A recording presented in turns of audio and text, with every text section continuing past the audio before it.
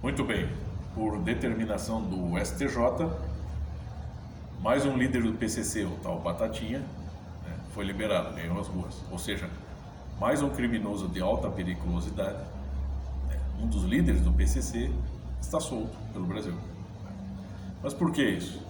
Por que essas autoridades supremas, tipo STJ, STF, estão liberando tantos marginais assim, inclusive marginais de alta periculosidade? Penso eu, se as leis, se a justiça forem rigorosamente aplicadas nesse país, o atual presidente Lula e seus apaniguados não ficam um único dia no poder, não permanecem. Tá, mas por que manter aquele vagabundo, cachaceiro, ladrão, incompetente no poder? Bom, não se esqueça que o Lula simboliza ainda uma causa e muita gente acredita nesta causa e nesse símbolo, né? E, né, o Partido dos Trabalhadores e os seus correlatos estão associados a que tipo de linha política, cultura ideológica? Ao socialismo, ao comunismo, aos movimentos de esquerda. E você conhece um meio mais eficaz de manter-se rico e manter-se na segurança de permanecer rico e poderoso para o resto da sua vida do que o comunismo? Aí. Você não precisa remontar até as bases, as raízes do comunismo, seria na Revolução Francesa ou antes. Pegue desde o início do marxismo, né, com o opúsculo, né, Manifesto do Partido Comunista, né, meados do século XIX. E desde então foram se estabelecendo por toda a Europa, né, células de grupos de esquerda socialistas que foram se infiltrando, e até hoje isso acontece. Então são quase aí 200 anos, né, de infiltração de cultura socialista. E sim, não só de infiltração, mas a praxis marxista, ela vai se aperfeiçoando, né, por meio de discursos, por meio de culturas, por meio de todo tipo de método. Esse inclui desde algo que penetra de forma insensível nas instituições, ou algo explícito e violento, né, que toma o poder explicitamente e violentamente. Ele é bem variado. Ah, mas o comunismo promove a igualdade social, a justiça. Assim, no papel tá bonito. Aparentemente é isso, mas não é.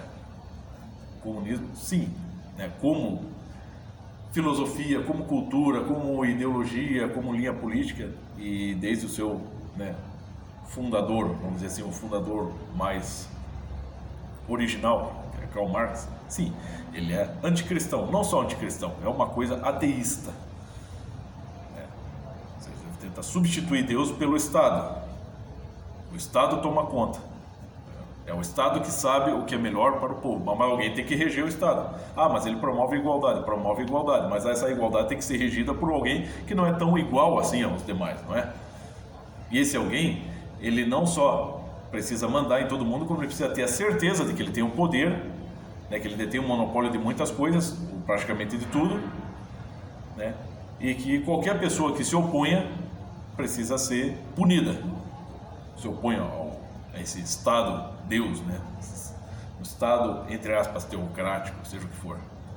Desde Thomas Hobbes, se você estuda um pouquinho também de Thomas Hobbes, o Príncipe de Maquiavel, Contrato Social de Jean-Jacques Rousseau, Espírito das Leis, enfim, você vai perceber isso. A tentativa é, né, de se estabelecer uma espécie de um Deus, não um homem-estado, mas um homem-estado Deus, né, no mundo. E tudo isso ao longo do tempo, né, vamos dizer assim, se infiltrando em todas as instituições e invertendo todos os valores, tentando inverter, né, todos os valores ao longo de séculos, né, culmina no movimento comunista que há quase 200 anos está aí de forma implícita ou explícita, sim, né, envenenando todas as instituições e tentando derrubar todos os valores. E aí você põe os homens no poder. Os homens vão mandar no mundo. E é claro que né, no Brasil, particularmente, para você conseguir melhorar a sua vida, vencer na vida, um dos meios mais eficazes é tornar-se uma autoridade política. Ou seja, um empresário no Brasil ele pode enriquecer de forma honesta, porém, tudo que ele tem pode ser confiscado pelo governo, se o governo assim determinar.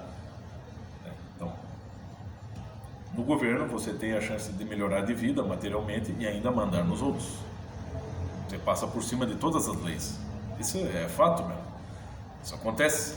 Está acontecendo. Né? Então, e as pessoas que geralmente desejam ter o poder ou manter-se no poder também atraem outras com o mesmo desejo. E são pessoas que realmente não acreditam numa verdade suprema. Tanto que um dos ministros, né, daqueles vagabundos, disse: não existe nada para além do Supremo Tribunal Federal. Está acima de tudo. Ele ensinou isso. Então, quer dizer, são pessoas que acreditam em si. Aí você pode até evocar um mote de Chesterton, né? O louco é aquele que, né, não é aquele que perdeu a razão, é aquele que perdeu tudo menos a razão, e é aquele que acredita piamente em si mesmo, não tem nenhuma dúvida de si mesmo. E é por isso que ele tenta mandar nos outros, porque ele, né, é infalível. E é o que?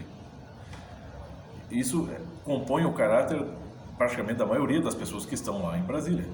Como o professor Olavo explicou uma vez, a maioria que está lá é um bando de psicopatas. É só psicopata para desejar isso. E tudo, de certa forma, lá foi construído para favorecer a isso. O próprio Oscar Niemeyer, ao projetar Brasília, mais tarde se deu conta disso. De que tudo é feito lá até para dificultar o acesso do povo. Entendeu? Então você combina aí ambição por poder, poder financeiro, poder político e covardia. É assim que funciona. Então é por isso que se você aplicar a lei está aí, está tudo estabelecido, seja na ordem religiosa, na ordem jurídica e em outras ordens institucionais, mas não pode funcionar. Por quê? Porque quem está exercendo cargos, né, elevados e que detêm o poder sobre uma série de coisas, decidem, né, exorbitar os seus cargos para ter poder sobre tudo. E isso está acontecendo, não adianta dizer que não está, não adianta dizer que é mentira, não adianta dizer que isso é teoria da conspiração. Uma coisa está acontecendo. Em 6 meses de retorno do Lula ao governo federal, né, ao poder executivo, está ali. Você já tem pelo menos 3 artistas censurados por supostamente expressarem apologia ao nazismo, por exemplo. Mas por que atacar tanto assim o nazismo? Então, o nazismo e fascismo não são mais do que filhotes do comunismo. Mas se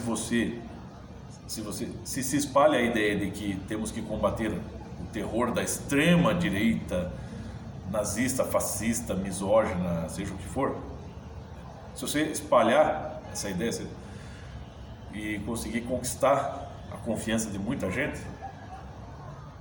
né, mantendo-as na ignorância, né, dos fatos históricos, você consegue sim fazer acreditar que a única solução para o bem do mundo é o socialismo, é o comunismo.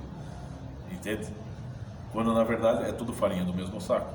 Mas você precisa então atacar com veemência qualquer coisa que insinue isso, por exemplo, nazismo, fascismo, de modo a preservar a imagem do socialismo. E isso está acontecendo há muito tempo. Às vezes até pessoas que são católicas, conservadoras, não percebem isso. Está na cultura popular. Você já assista lá Charlie Chaplin, assista até o Chaves. São muitos ataques, por exemplo, ao nazismo, mas nunca ao comunismo. Ao Stalin, ao Mao Tse Tung, ao Fidel Castro, ao Lenin, ao Marx. Nunca tem. Você tem ataques só ao... Nem ao Mussolini, Benito Mussolini. O Hitler virou ali o saco de pancada tudo isso aí. Entende? Então, enquanto as pessoas não acordarem para isso, então, muita gente está acordando. E precisa acordar mesmo.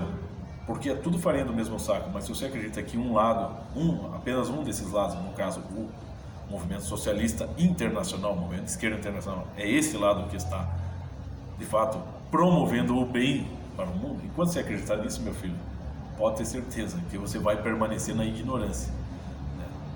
E sim, você será a vítima deles, né?